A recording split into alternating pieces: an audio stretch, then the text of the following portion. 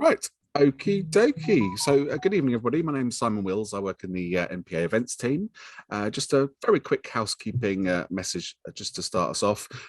We've turned the chat off this evening, but we would like encourage you to send your questions in. So please do so using the Q&A function. Also, if you have any technical problems and you need to message us, use that as well. We've also disabled the raise hand function. We've got a lot of content to get through today, so we're hoping to get some time at the end to answer questions. If we don't, do still please send in those questions, and if we don't get a chance at the end, then of course we can come back following tonight's event.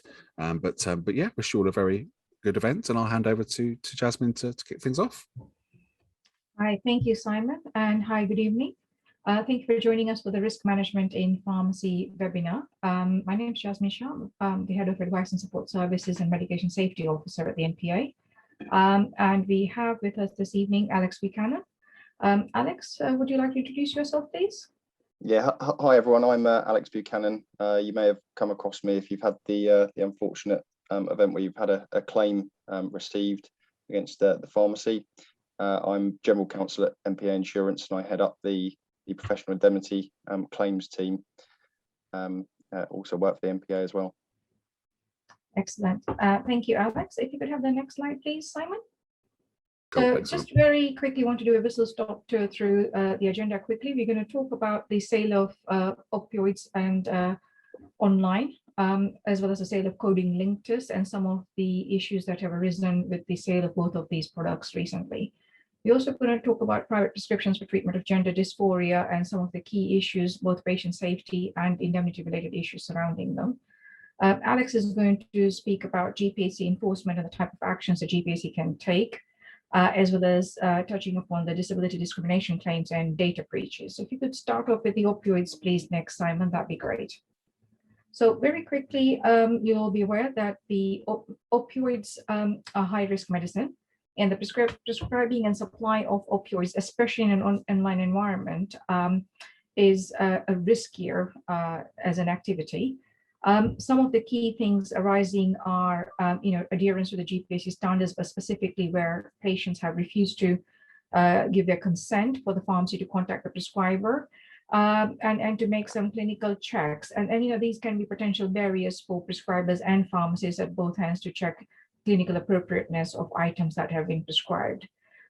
So I think on this front, if we move on to the next slide, please, Simon, we can cover some of the key actions pharmacy teams should take to try and minimize the risk of online supplies of opioids in their daily practice.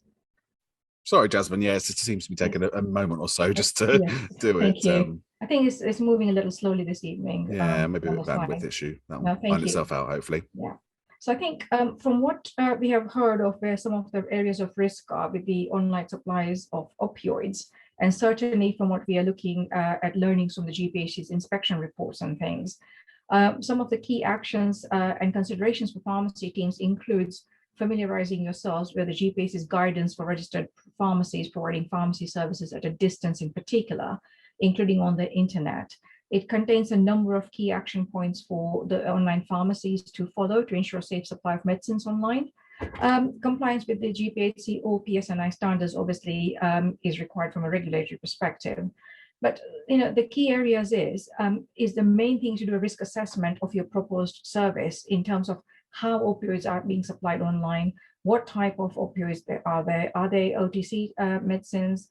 Are there online prescribing going on and affiliation of the pharmacy with an online prescribing service, etc.?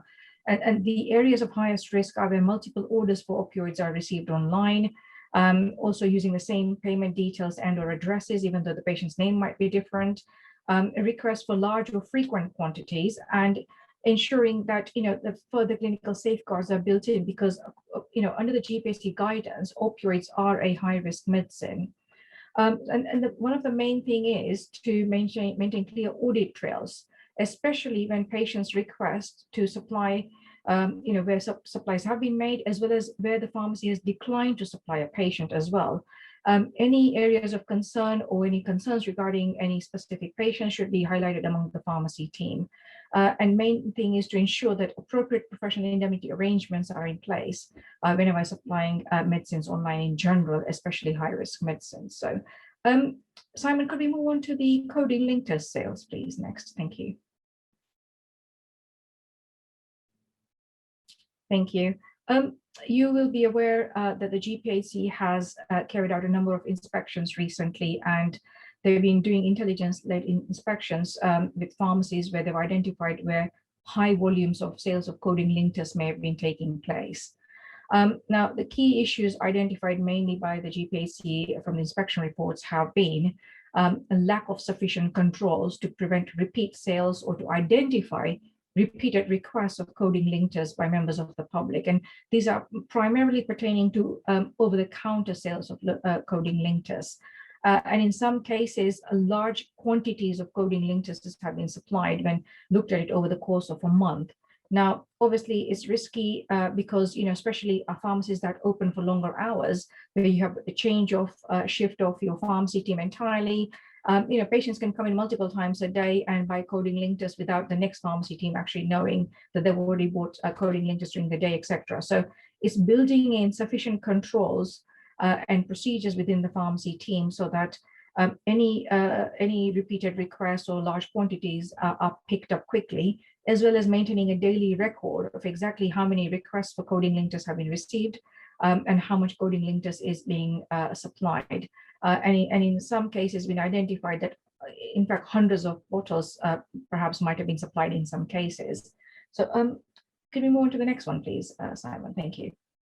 So as a result of this, there has been an increase in enforcement notices being served by the GPHC, and Alex is going to touch upon GPHC enforcement actions a little bit later on, which will cover the different types of actions the GPHC can take and has taken. So again, the key considerations are, and here we are looking at the over-the-counter sale of codeine linctus as opposed to online sale of opioids. However, even over the counter, it's really important to ensure that staff are aware of the risks of abuse and misuse associated with codeine linctus, that they flag up any concerns they have about any repeated sales or the same patient asking for supplies of this on a regular basis, and to ensure that adequate governance arrangements are in place, as well as staff being empowered to refuse to supply where there are reasonable grounds for suspecting misuse, and to ensure that sufficient questions are asked, sufficient information is obtained to enable an assessment to be made as to whether it's suitable to supply the item or not. Thank you. Simon, next one, please. Excellent. So what we're looking at here is looking at some information available from the NPA. We have a fact sheet on providing online pharmacy services safely and some of the key considerations that can be applied to any sale or supply of medicines in an online manner. For over-the-counter sale of medicines, there is a standard operating procedure template available for sale of medicines and the sale of medicines protocols, as well as looking at a dedicated hub page on the NPA website where we pull together a number of key resources and pieces of information regarding online supply of medicines and providing pharmacy services online. So please do have a look at that. If you have an independent prescribing pharmacist as part of your online supply of medicines, we have created a new hub page again on the NPA website, pulling together a number of resources on independent prescribing as well. So please do have a look. Next, please, Simon. Thank you. So I'm going to now hand over to Alex to speak a little bit about private prescriptions for treatment of gender dysphoria. So Alex, over to you, please. Yes, thank you, Jasmine. Gender dysphoria is and prescriptions are a current hot topic at the GPHC at the moment, as some of you may be aware. And I just wanted to make you aware of the leading case law in the area. It's a case called Bell and Tavistock, which you may have seen in the press end of last year, and it obviously may come back in the next few weeks. But essentially, the facts in this case were that in October 2019, a request for a judicial review was made against the NHS Gender Identity Development Service, which is also known as GIDS, run by Tavistock and Portman NHS Trust, by a mother of a 15-year-old patient on the waiting list for hormone therapy, and also a former nurse at GIDS called Sue Evans, and it was contended by Sue Evans and the mother of the patient that the advice around hormone therapy was potentially misleading, and therefore that the children couldn't give true informed consent to the treatment. In 2020, Miss Evans, the nurse at GIDS, passed her role in the litigation onto a patient or former patient of GIDS called Kira Bell, who was prescribed puberty blockers by GIDS at the age of 16 to transition from female to male, but later regretted her decision and retransitioned in adulthood. The case went to the High Court in December 2020, and the ruling of the High Court was that essentially it's unlikely that a child aged 13 or under would be competent to consent to the administration of puberty blockers. It's doubtful that a child aged 14 or 15 could understand and weigh the long-term risks and consequences of the administration of puberty blockers. And in respect of young persons aged 16 and over, the legal position is that there is a presumption that they have the ability to consent to medical treatment. But the court also went on and then said for those persons aged 16 or over, given the long-term consequences of the clinical interventions at issue in this case, and given the treatment is as yet innovative and experimental, we recognise that clinicians may well regard these cases where authorisation of the court should be sought prior to commencing the clinical treatment. Now, leave to appeal, the judgment was granted in January 2021, and my understanding is that appeal took place a couple of weeks ago. So do keep an eye on the media. I'm sure it will be reported in the national papers and the national press once the judgment's made. But essentially, the position is at the moment, a child under the age of 16 cannot consent to the administration of puberty blockers, and 16 or over, that should be sort of 16 to 18 year olds, really the advice of or the authorization of the court should be sought. Simon, if we can move on to the next slide, please.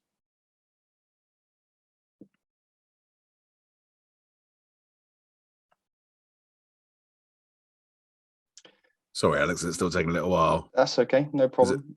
That's fine. Yeah, it's popped up on my screen. So there was another High Court case following Bell, and that is the case of AC and DC and others. And it again involved Tavistock and Portman NHS Foundation Trust and the use of puberty blockers. In March 2021, that case was heard, and the court ruled that parents are able to give informed consent for their children to receive puberty blockers, except where the parents are seeking to override the decision of the child, which does make sense. But what the court did say is that doesn't override the judgment in Bell, and Bell is still good law, obviously subject to the outcome of the appeal, which is awaited and is likely to be reported in the next few weeks.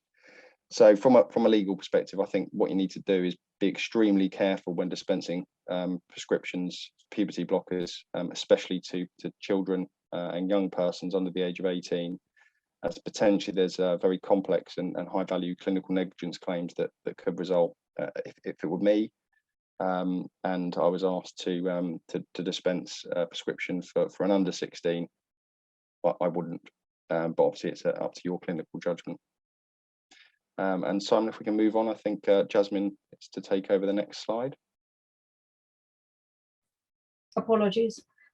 Yes, thanks, Alex. And you're right, because on the professional and patient safety perspective, there are a number of considerations to take into account when dealing with private prescriptions, both paper and online prescriptions requesting medication for treatment of gender dysphoria. We have certainly had many inquiries into advice and support services for these prescriptions. And a lot of the prescriptions are for young patients who are aged well under 16 years old in many cases. And there is a question mark over the legality of UK pharmacies dispensing private prescriptions for puberty blockers, especially for under 16-year-olds, which some of the key considerations from the legal perspective is what Alex has just covered. And then there is as with the supply of any medication, it is important to ensure that the legality of the prescriptions is issued, as well as the clinical appropriateness of the prescription, and also whether the UK treatment guidelines are being followed, as well as any monitoring requirements for which is essentially a long-term treatment. Simon, if you could move on to the next one, please, which we cover the key considerations in a little bit more detail, please. Thank you. So As I mentioned, whenever providing any services, the GPAC advice currently with regards to following the standards and guidances, a risk assessment should be conducted if a pharmacy is setting up to provide, or supply medicines for treatment of gender dysphoria. One of the key considerations is the clinical appropriateness of the prescribed treatment, whether the item is a high-risk medicine, i.e. something that requires ongoing monitoring or management. How is the monitoring going to take place? Is it being used within the product license? Is it off-label use? What about consent? Has the patient given consent? Or does the pharmacy have patient consent to contact the patient's GP to make any further clinical checks as they need to, as well as to understand how the patients are being clinically managed, or indeed the private prescriber as well. Also compliance, we've heard many members, explaining the type of prescriptions that they have received, and some of them don't appear to meet the legal requirements for electronic private prescriptions. A number of prescriptions are being presented with QR codes, and we have certainly approached the MHRA to seek some clarity with regards to QR codes being used to guarantee the legality or clinical appropriateness of the prescription, and it is still a gray area. And also prescriptions written by prescribers who are not UK based, indeed, and whether any of the UK guidelines and are being followed, or as well as how will monitoring of the patient be conducted. And as Alex has already touched upon, children under 16 years old are unlikely to be able to consent to treatment in an informed manner. It's always helpful and recommended to have a proper consultation with the parents and the child. One of the very key things about supply of medicines, generally in an online manner, or indeed where any high-risk medication is involved, or any medicines that require ongoing monitoring and clinical management, is to ensure that robust contemporaneous records are kept of all actions taken by the pharmacy to ensure how they've looked at the risks associated with any provision of a particular supply of certain medicines, what steps they've taken to ensure the clinical appropriateness of the prescribed treatment for that patient. What was the decision? Did they actually decide to go ahead and make the supply, or was the supply refused? In both cases, it is recommended the records are kept. For gender dysphoria specifically, it's important to look at the guidance published by NHS England, as well as from NICE, and ensure that staff training is available, and there are safeguarding policies in place as well, particularly. Alex, may I bring you in here quickly to touch upon the importance of record keeping, please, in all cases, not just when supplying gender dysphoria medication, but indeed a lot of medicines online or high-risk medicines, but generally good record keeping anyway. Indeed, yeah, good record keeping will obviously give us an opportunity and give us a limb to stand on if a claim is brought out of a failure to provide a medication, or if a medication is supplied and a claim results. Otherwise, it's a case of having to go back and take witness statements. But if you've got contemporaneous record there of what was done and why it was done, much more easy to defend a claim. Excellent. No, thank you.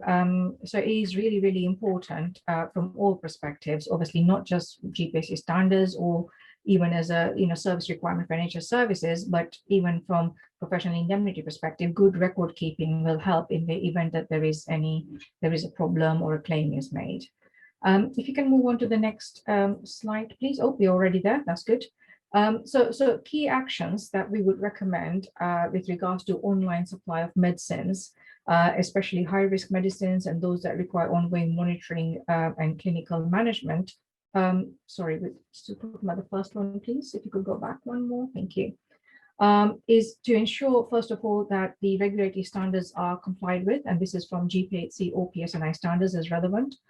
GPAC has issued a lot of regulatory guidance surrounding online supply of medicines, and is really important because one of the key things is that any guidance that is issued by the GPAC is equally mandatory to follow as other standards. Guidance is not optional.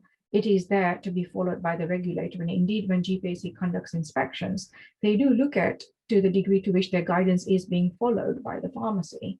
And one of the very, very hot emphasis is on conducting risk assessments for any new type of service or new business model of supply of medicine is being set up from the pharmacy, ensuring really good clinical governance, standard operating procedures in place, and also ensuring all the relevant policies are in place.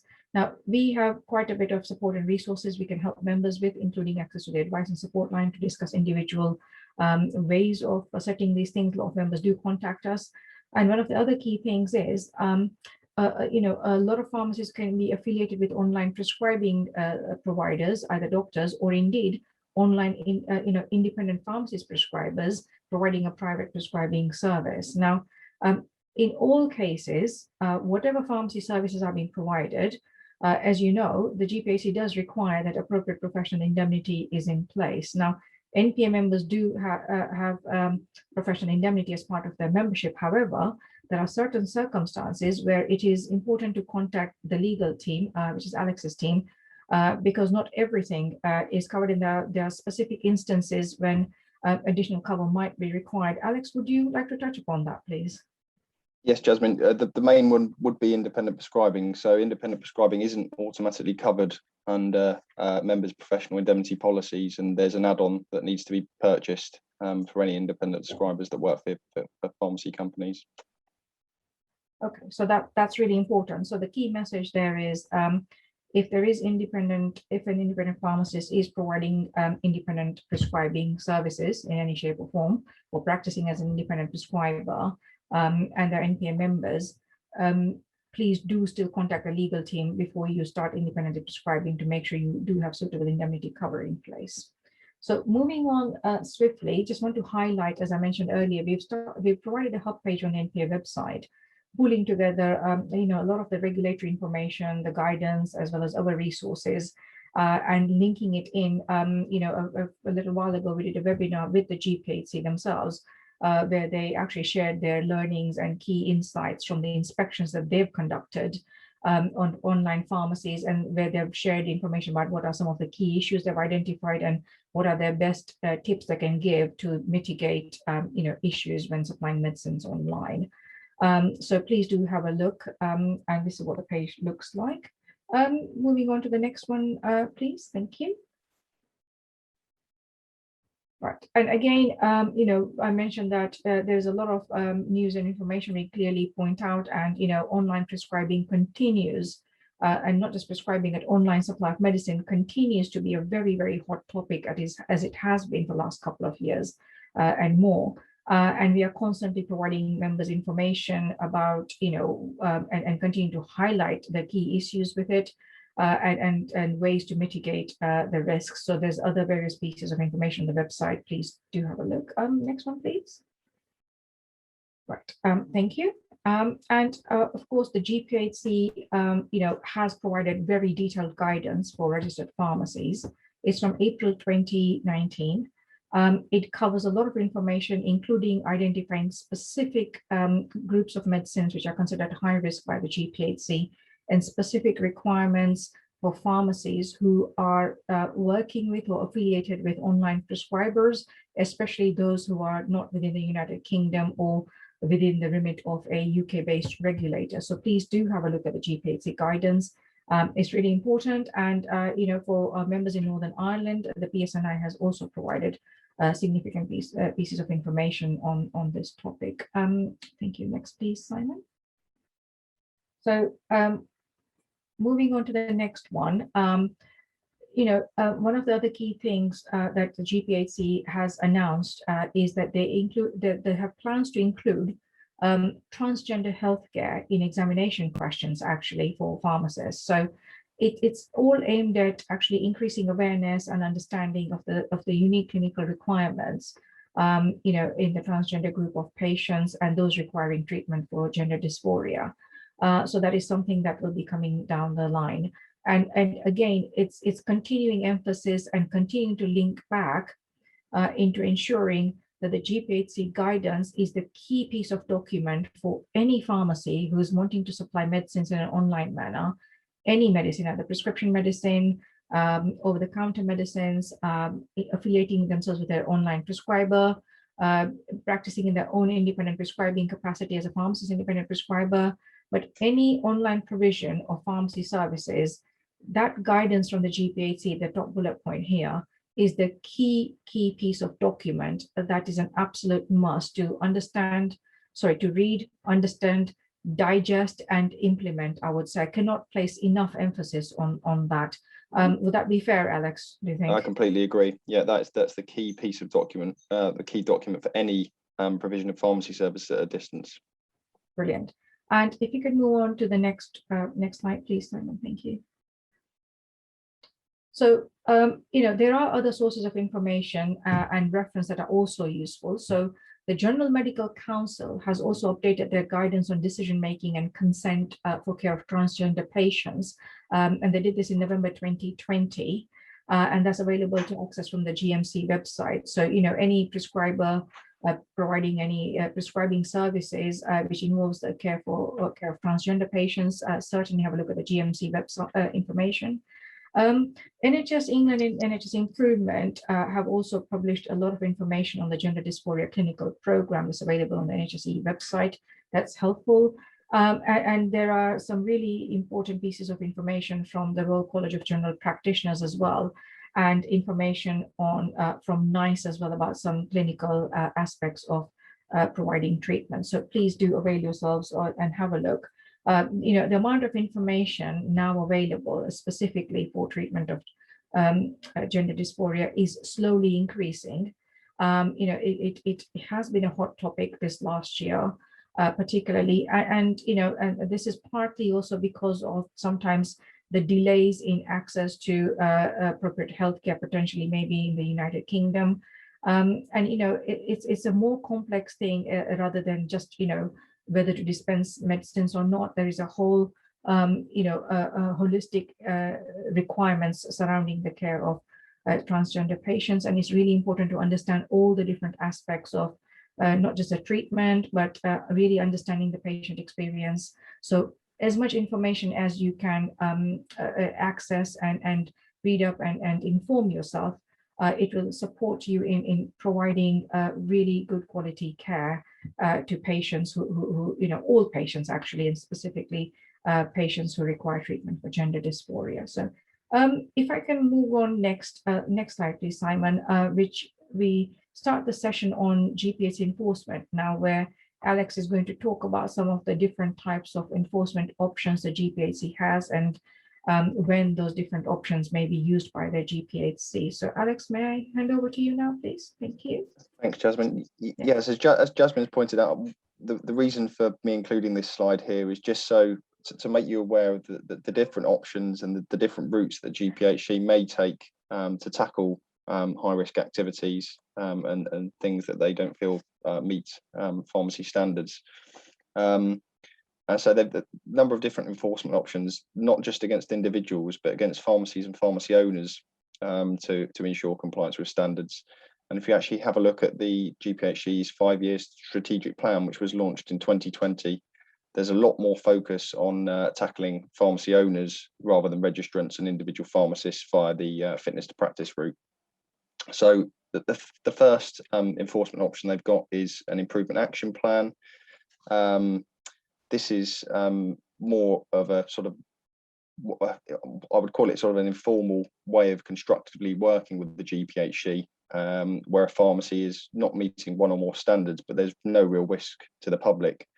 And the pharmacy owner will have to work with the GPHC in order to try and meet those standards where they're failing within a short period of time. The next enforcement action that the GPHC could potentially take is placing conditions on registration. And we've seen these used frequently this year to stop pharmacies from selling codeine linctus entirely, or prevent the sale of codeine linctus in certain situations. Pharmacies and pharmacy owners can apply to the GPHC for conditions to be varied or revoked, but often that's not done until improvements are made. Simon, the next slide, please. The next form of enforcement action is an improvement notice, far more severe than what we've seen previously, used when inspectors have reasonable grounds for believing that there's a failure to meet the standards for registered pharmacies or a failure to meet conditions relating to standards. And pharmacy owners are required to carry out work within a set time frame. If it's not done, there must be a referral to a fitness practice committee for consideration of the disqualification of the pharmacy owner, if they're a pharmacist, or removal of the pharmacy premises from the register. And the reason for that is a statutory enforcement. So it's set out in law. It's much more severe and used in more severe cases where there's potential resulting patient harm. We've seen these used in this year in the sale of gender dysphoria medication. There is a right to appeal. It wouldn't be an appeal to the GPHC themselves, but a right to appeal to the Magistrates Court in England and Wales, or to the Sheriff in Scotland. But that appeal needs to be made in 28 days and very difficult to appeal, very expensive to appeal as well. So GPHC do have sort of a wide discretion on improvement notices. And the last one really it sort of comes in two parts. It's a disqualification of pharmacy owner and removal of premises from the register, or just a removal of premises from the register where the pharmacy owner is deemed unfit but is not a pharmacist themselves. And just to make you aware that premises can also be suspended from the register where there's an outcome of a disqualification case which is awaited. Thank you, Simon. So next slide, please. Simon, if we go back a slide, if that's okay. I just want to talk about the next topic. Apologies, is it the title slide you're looking for? Yeah, disability discrimination. Fantastic. Yeah, so the next section of this presentation is for me to talk about a couple of types of claims that we've seen arise this year, possibly due to COVID. One of them which is very much due to COVID, and one I think which has arisen and increased as a result of COVID, due to sort of working at home and the way people have lives have changed and the way business has changed. So the first type of claim is disability discrimination claims, and we see these arise out of patients who aren't allowed into pharmacies or refused permission to enter pharmacies due to failing to wear face coverings, where they say that they're exempt by reason of a disability. So Simon, if we can move on to the next slide. And as you'll probably be aware, it is currently law to wear face coverings in a pharmacy.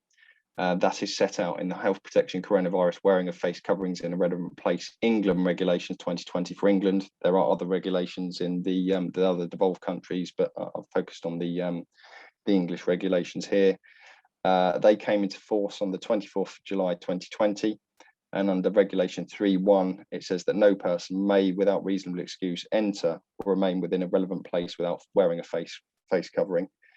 Part 1 of the schedule of the regulations lists where a relevant place, what is a relevant place, and that includes a shop. Doesn't specifically include pharmacy, but it's clear from reading the other parts to the schedule that pharmacy is meant to be included.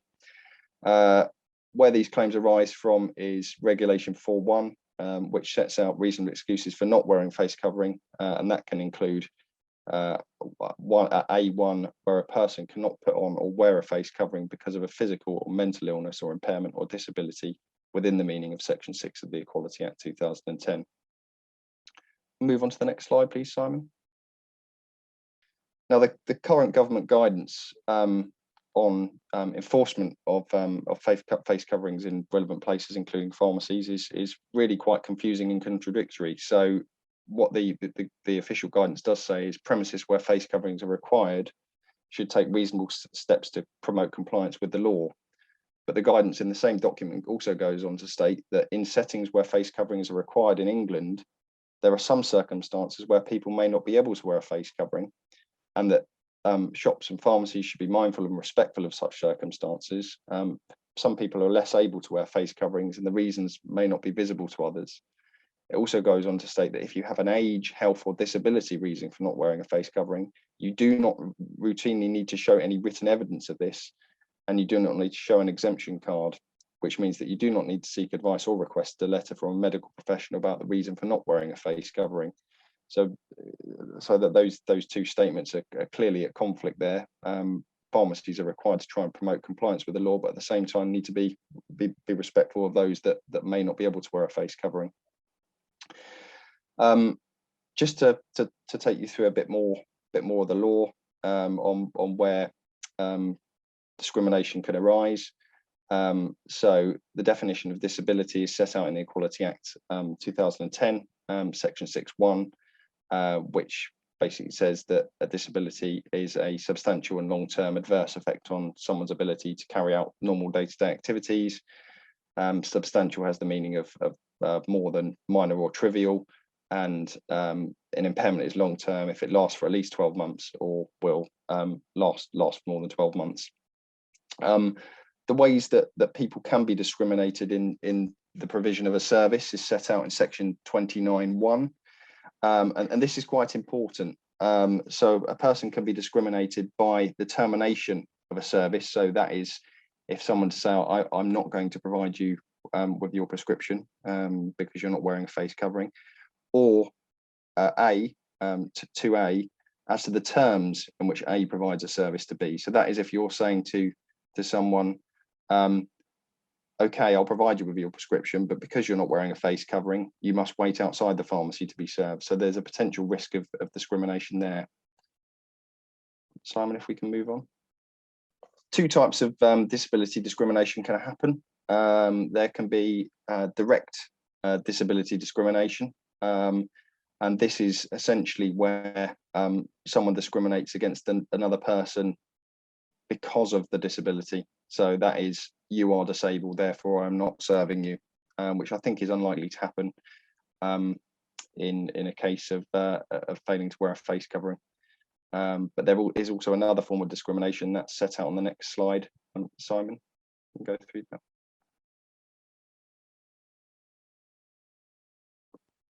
And that is indirect discrimination. So that is where someone is treating the person with a disability in a different way to how others would be treated.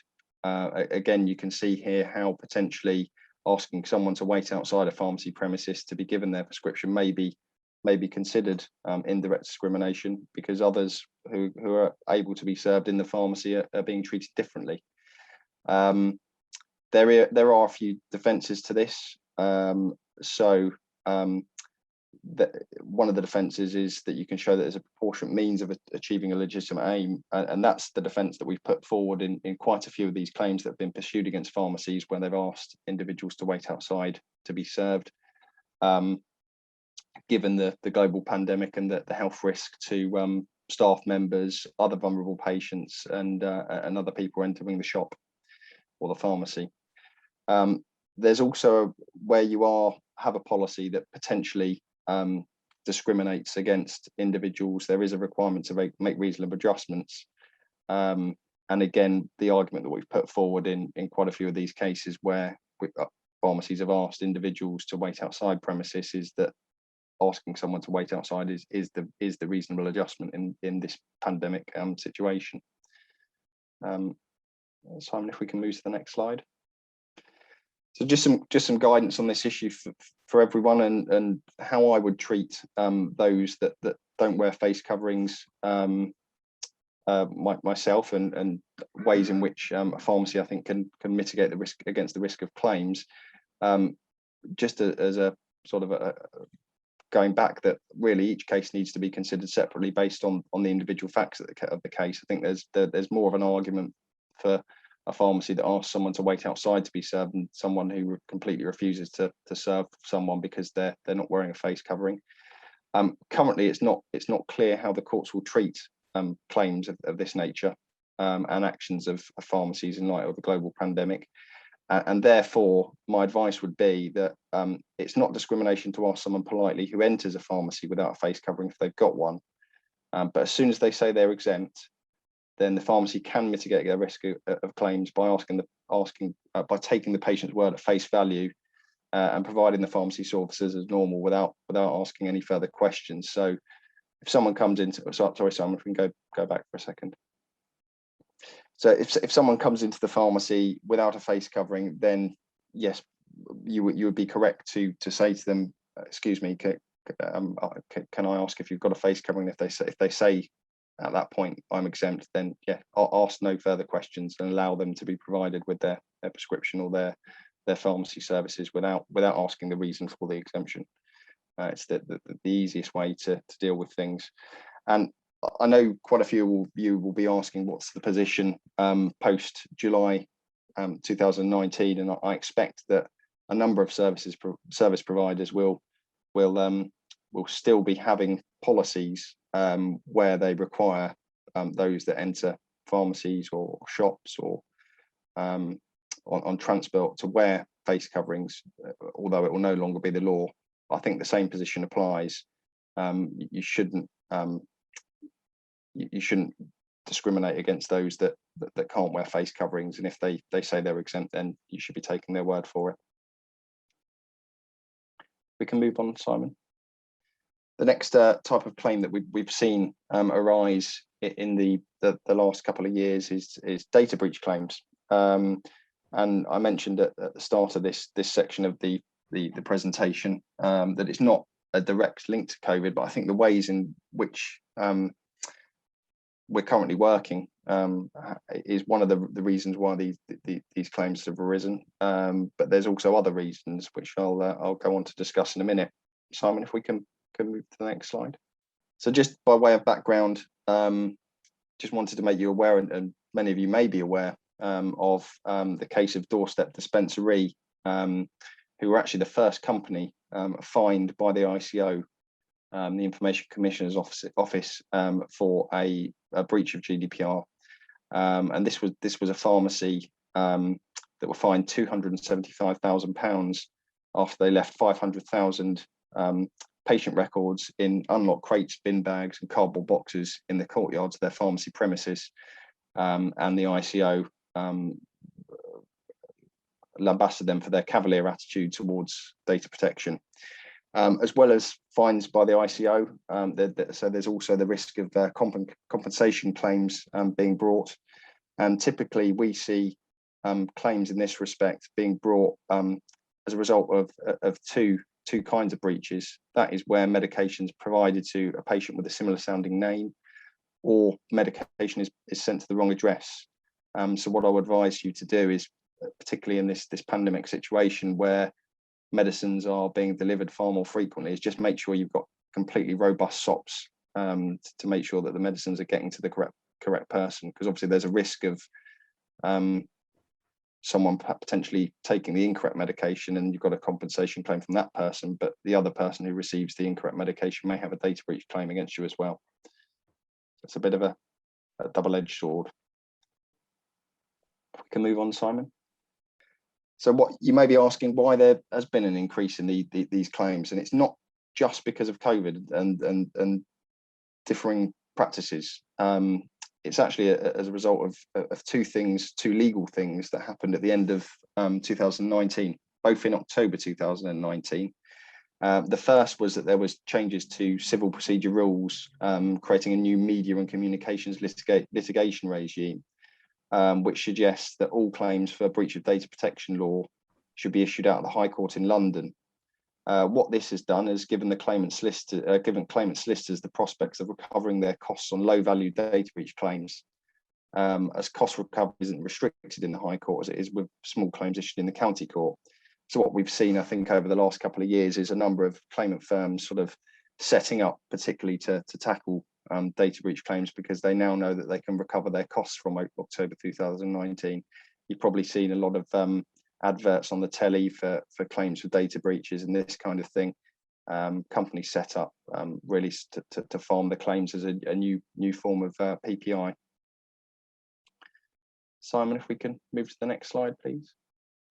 And the other development that happened in October 2019 was the case of Lloyd and Google, which some of you may be aware of.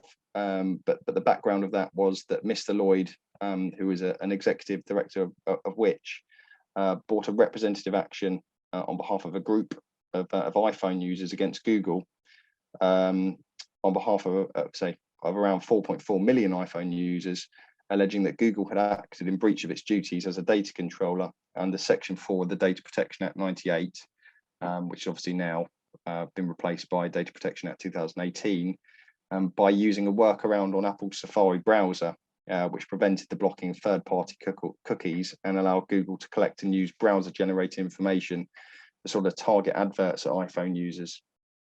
Now, the case at first instance, essentially the case against Mr. Lloyd's case was thrown out, and one of the reasons was that Mr. Lloyd and other members of the class hadn't actually suffered any damage within the meaning of Section 13 of the Data Protection Act, and therefore the court said that compensation wasn't recoverable, not payable.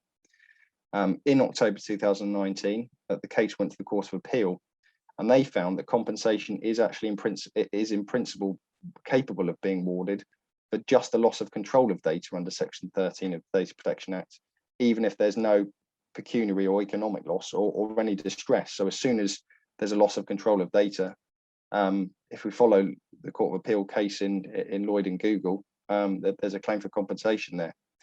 Now, like any other sort of high importance claim of this nature, it's been appealed to the Supreme Court, and that appeal was heard in April 2021. Judgment is still awaited.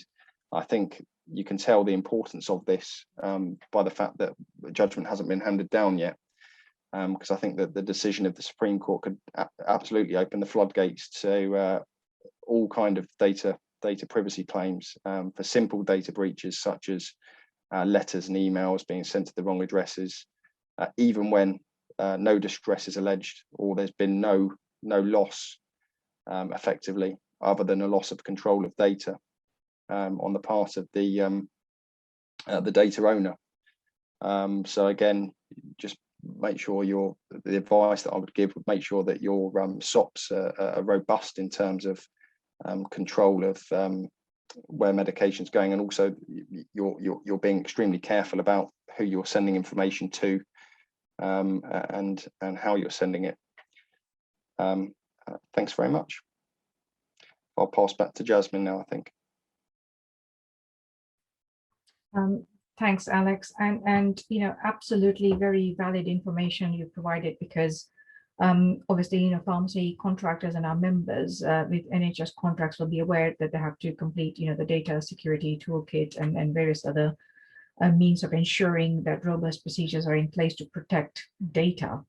It is equally important that even if you're providing only purely a private pharmacy service, that all the data protection requirements are still adhered to as well, because as you can see, the financial penalties can be absolutely huge from the ICO should a judgment be made against the pharmacy, isn't it? So really important.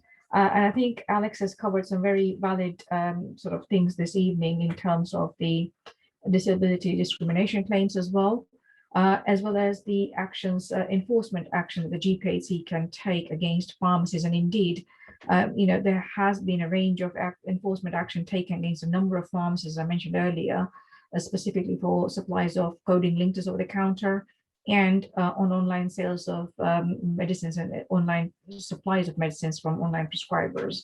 So really, really key hot topics at the moment.